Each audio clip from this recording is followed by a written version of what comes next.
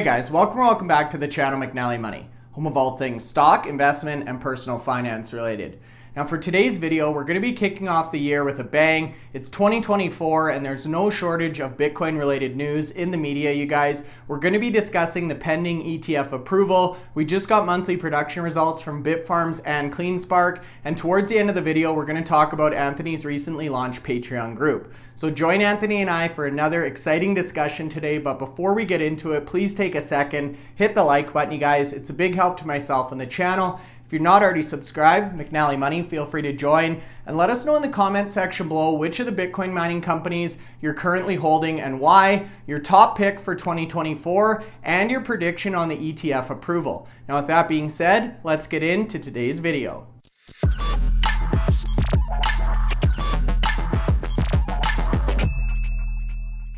Okay guys, so that's right. We've got Anthony Power back for our first joint interview in 2024. We're super excited about the new year. And honestly, there's been no sleep for the Bitcoin mining companies and the Bitcoin price. It's been super volatile over the last couple of days, really on the backs of the speculative ETF news. So we wanted to kick it off there. Then we're going to pass it over to Anthony to talk about Bitfarms and CleanSpark, who just came out with some huge numbers on the back of those big transaction fees. And then we've got something exciting towards the end of the video talking about Anthony's recently launched Patreon group. So a lot to get through, but first and foremost, Happy New Year, Anthony, and welcome back.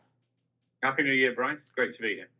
Awesome. So let's kick it off here. This has, I guess, been the topic of discussion for quite some time now, but the Bitcoin spot ETF approval in the United States. The reason this is a big deal, you guys, is this really opens up a lot more access to institutional investors, things like hedge funds, pension funds, big money that needs some more legitimacy and a better vehicle to get exposure to Bitcoin. So it's a huge move. It's a huge potential catalyst. And what we're actually seeing this week is some news come out that may say this is going to be delayed. So it could be a huge catalyst for the good or for the bad if we see a delay. And Bitcoin price has been following that. We were up about 10% over the weekend. We've pulled back today. The Bitcoin mining companies are all over the place. So Anthony, what do you make of this? Again, it's, you know, I did see the post. I don't know how much speculation's in that post.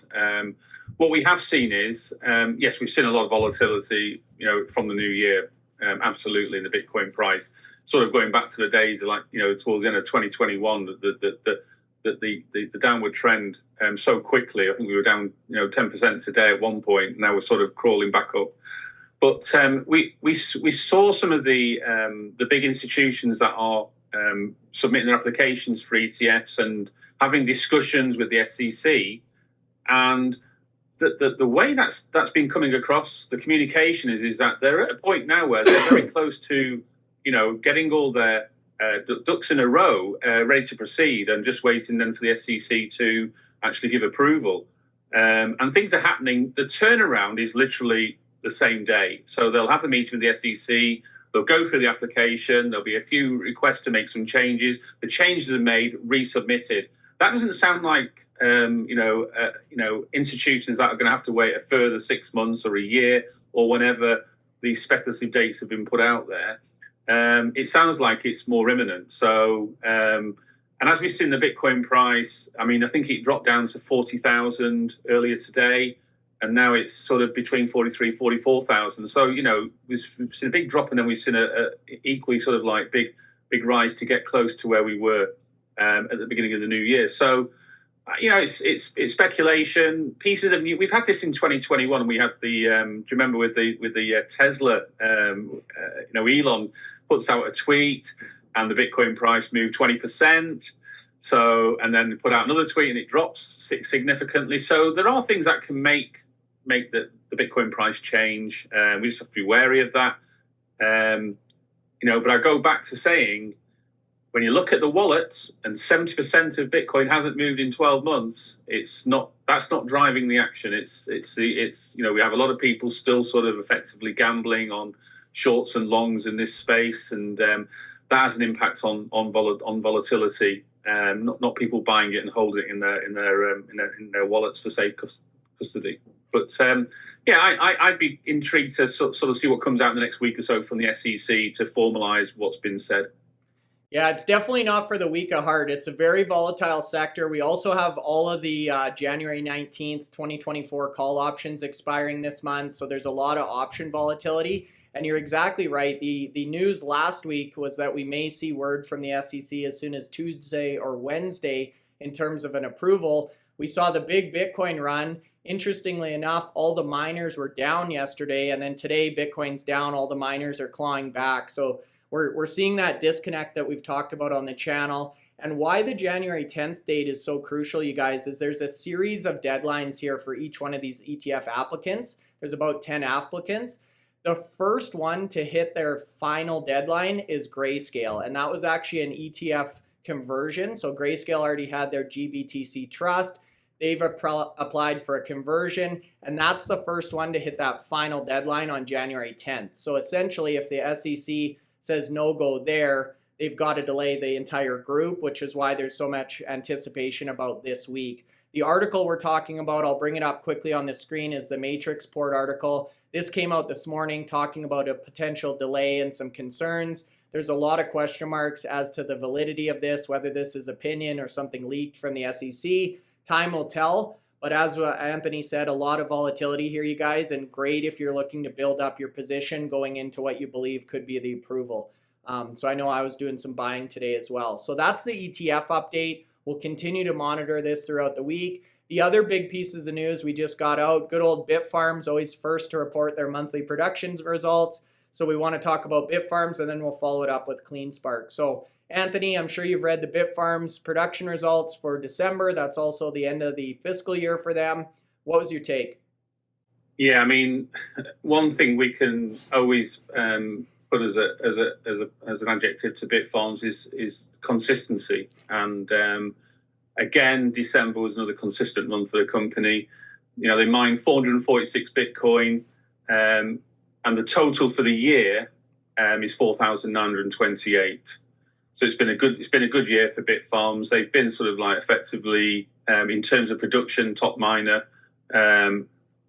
When I say production by exahash, so we can then compare all the miners and what they produce with the amount of machines they've got in place. So unless Hive bring out a really strong report, and there's they were the top miner for this metric in 2021 and 22. So I'm not going to say it's all over yet, but Bitfarms have been consistent for many of the months this year. We've discussed this on many of the podcasts earlier. So a good update. When you're talking about 446 Bitcoin, that's over 14 Bitcoin a day. And when you think about what they were producing in November, it was just over 13 Bitcoin a day. So a nice 10% increase in Bitcoin. And the reason for that is twofold. I mean, firstly, the difficulty continues to increase during the month of December. So that had about a 6% impact. So effectively, miners were, all things being equal, using the same hash rate would have mined 6% less Bitcoin in December than they would have in November, day for day. However, what we did see in December was again another month of really good fees for Bitcoin miners, and so the rewards that the miners received had something like about a 20% increase on what they would normally expect to achieve to in any given normal month. So extra 20% of fees meant that they'd receive more Bitcoin, and so we're seeing we'll see most of the Bitcoin miners this month have higher production figures than they did for the month of November, even though the difficulty increased. On an operational level, Bitfarms actually increased their operational hash rate up to 6.5%. Sorry, 6.5 exahash, and that's an increase from the start of the year of about 44%. So they've been growing this year, not as quickly as the global hash rate. So the global hash rate is up over 100% in 2023, but they've achieved a 44% increase in their hash rate, and they've already announced, when we talked about on previous podcasts, significant numbers of new miners to come in 2024. which will get them to sort of 17 exahash. So that's more than double where they are at the moment. So, they haven't received them yet, but they'll start to receive them in this year now as we're speaking. But yeah, a good update in terms of HODL. So they mined 446, they sold 444, so they added 2 Bitcoin to their HODL, and their HODL now currently stands at 804 Bitcoin, which is at today's valuation, probably around about 35 million, 36 million dollars. So a good amount of Bitcoin HODL on the balance sheet. They've also got $84 million in cash and cash equivalents on the balance sheet as at the end of December. So we talked about this. The halving is less than 15 weeks away now. Bitfarms have got themselves into a really good position. They've reduced their debt significantly. They've got some Bitcoin HODL. They've got some cash to get through the runway, which we all know what these miners need. They're going to be in a strong position going forward. Yeah, it's nice to see them starting to fortify their balance sheet a little bit. I saw an interesting article, again, I'm not sure how accurate this is, but talking about projected transaction fees on an annualized basis. And I saw a figure of about $4 billion that would be shared between all the different miners, kind of if we continue to see these rates, which is phenomenal to see, especially on top of the block rewards that they're getting as well. And I'm glad you brought up HODL. I wonder who made the decision to hold the last 2 Bitcoin there in December. It seemed a little funny to me, but speaking of HODL, that's one of the main differences between Bitfarms right now and CleanSpark. So Bitfarms, as you mentioned, has done a great job bringing down their debt. Jeff's made the commitment to be debt-free by halving. They're putting the money into the new fleet, which is great. We've covered that on the channel. But as a cost to that, they've obviously got to fund it and sell some Bitcoin. CleanSpark, on the other hand, continued to add to their HODL aggressively in the month. So that's the other one I wanted to talk about in today's presentation. And they came in with over 700 Bitcoin mined for the month of December. So walk us through that one, if you don't mind, Anthony. Yeah, so a great month for CleanSpark, a record month for CleanSpark. And we talked about what Bitfarms mined during the year. CleanSpark mined, 7,391 Bitcoin, which when you compare to the previous year, that's an increase of about 60%. Their HODL, which was just a little over 200 coins at the start of the year, has ended December at 3,002 Bitcoin. And that's got a valuation at the moment of around about $135 million. So yeah, 720 Bitcoin mined. They sold 293, and so a large proportion of their production has been put into their treasury, and that 293 Bitcoin was sold for about 12.5 million to cover operational expenses. Aligned to that is they've also completed the work at Sandersville. And what we'll see now is during the month of January, we'll see the machines starting to move into that facility, ready for energization in the month of February. So, they had planned to get to 16 exahash by the end of 2023, but we're talking, literally a few weeks after that period. So they started the year at 6.2 exahash. They've ended the calendar year at 10.1 exahash. So, a good rise there, 70% rise in hash rate. So, and we'll see that 10 exahash double to 20 exahash during 2024. So another miner that is prepared, to put the orders in, get the hash rate moving in line with global hash rate, and get the best machines to lower their costs, and just do everything that you'd expect from a big player. And CleanSpark clearly now are a top tier miner, with only a couple of miners really ahead of them in terms of what they're doing at the moment. But yeah, really good update. I'm looking forward to seeing those mining machines energized at Sandersville next month. Yeah, you and me both. And the thing I keep thinking, regardless of your favorite company or if you're bullish or bearish on Bitcoin or whatever the fact is on ETF, 2024 is going to be a pretty exciting year to watch, regardless of what happens here. Now, We'll obviously do our full December recap and results video as well, but we wanted to just talk about some of these first ones, specifically because we saw those beneficial transaction fees. The other thing that's exciting here, Anthony, and this is something a lot of people have been asking for, is a Patreon group. So I know you've recently launched your Patreon. This is kind of the first mention of it on the podcast here, but this is going to be a way for people to get more access. So for those of you who watch our videos, you know Anthony and I are very cautious about forward-looking projections. We don't share specific trade details on the YouTube channel, but the Patreon gives us access to a little bit more exclusivity, I guess, and a little bit more intimate discussion with the followers. So let us know what you're going to do there this year, Anthony. So, for the last 3 years, I've been plugging away, putting my data out on various social media, and, effectively, it's been all done, free, spending a lot of hours putting this information together. I wanted, and I've had so many requests from people in the various groups to say, you ought to consider looking at a Patreon. So finally bit the bullet and thought January 24 would be perfect timing to start the Patreon.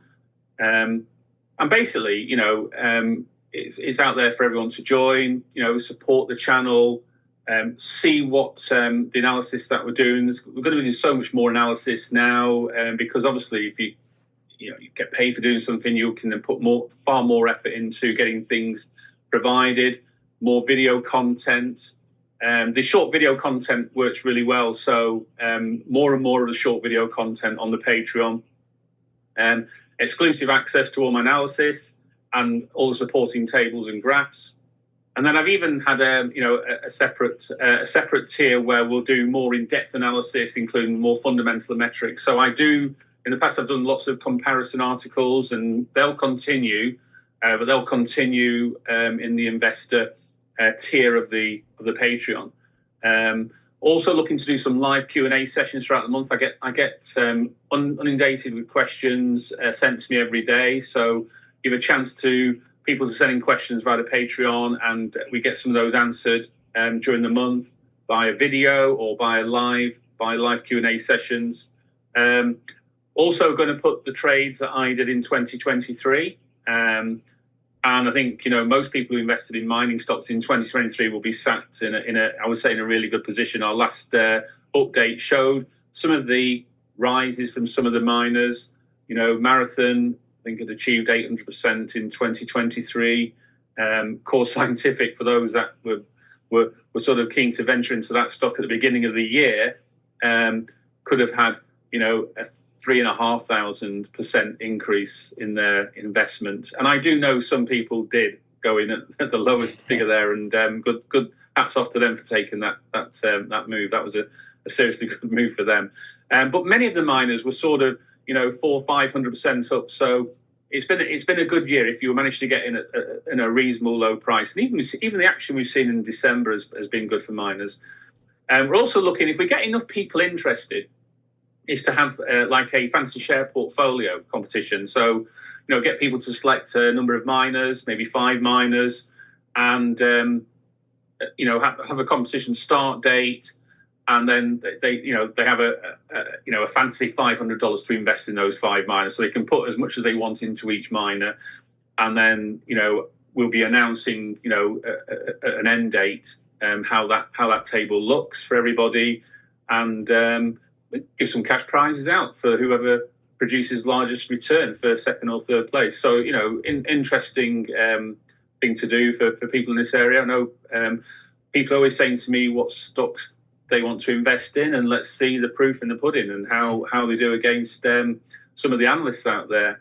But yeah, I'm looking forward to starting this. We only actually released it yesterday, and we've already had quite a lot of interest already. So I'm hoping that people watch the video, people know the sort of information I've done in the past. That's only going to grow further now because I can dedicate more time to the Patreon doing this and doing this more as a full-time role. But yeah, looking forward to it. Awesome. I know I was the first joiner, Anthony. I know we're up to 33 now, so that's great. I'm going to be helping out with this as well, you guys. We'll post all our videos in there. The other thing really cool is that we interview a lot of the CEOs on here. So we're actually going to give access to Patreon members to ask questions to the CEOs. And whatever question gets the most likes or most interest, I'll actually approach and ask for you guys. So really interesting concept here. I think it's well deserved, well overdue, Anthony. And let's see if we can get you up to 100 followers by the end of the day here. Speaking of followers, you guys, if you're still watching the video, hopefully you found some value. Hit the like button. It helps get this content to other people like yourself who may find value.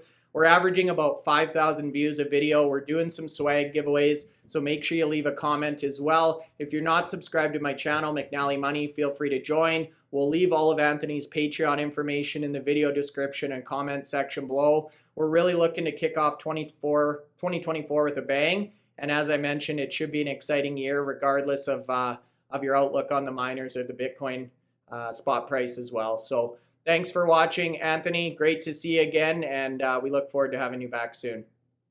Thanks for having me, Bryce.